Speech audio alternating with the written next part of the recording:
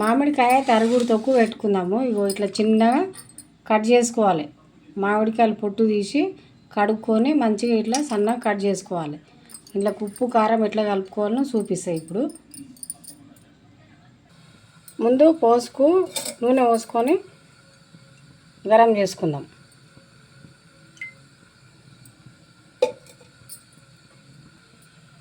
నూనె వేడైందా లేదా చూసుకుందాము. నూనె గరం అయింది.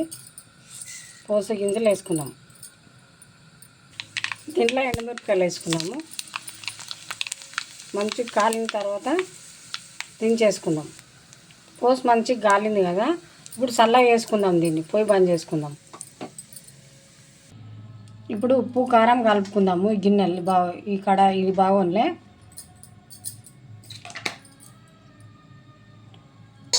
4 చెంచాల కారం పొడి వేసుకుందాం, చాయ్ చెంచాతోటి.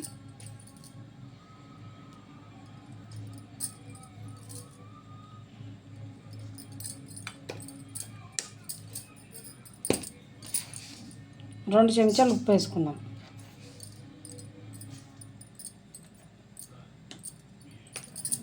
అల్లం వెల్లిగడ్డ 1 చెంచా వేసుకుందాం. 1 చెంచా అల్లం వెల్లిగడ్డ.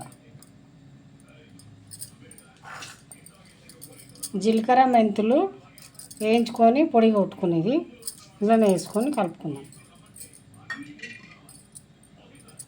ఇట్లా మంచిగా కలుపుకుందాం.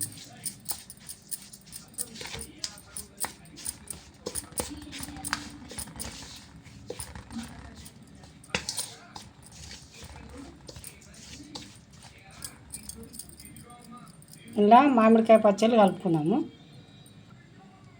ఇప్పుడు ఇలా పోసు పెట్టుకున్నాం కదా, ఈ పోసు ఈ కారం పొడిలో పుల్లలో కలుపుకోవాలి. ఇట్లా చల్లగా అయిపోయిందిగా, ఇలా కలుపుకున్నాము.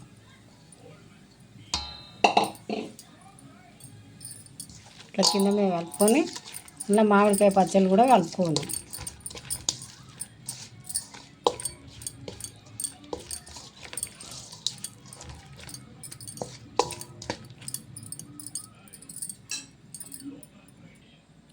మామిడికాయ పచ్చళ్ళు ఉన్నాయిగా, ఇందులో వేసుకున్నాం.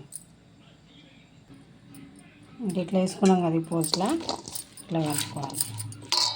కింద మీద మంచిగా కలిసేటట్టు ఉప్పు కారం అన్నీ మంచిగా పీసుల పచ్చళ్ళకి పట్టాలి.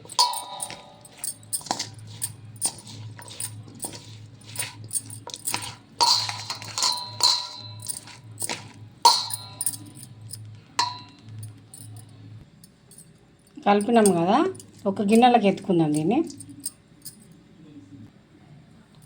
మామిడికాయ తొక్కు రెడీ అయిపోయింది. మామిడికాయ తరుగుడు తొక్కు నేను చెప్పిన విధంగా వేసుకోరి, చాలా బాగుంటుంది. ఇప్పుడు పుల్లటి మామిడికాయలు తీసుకోవాలి, లేకపోతే తీయకుంటే రుచి రాదు.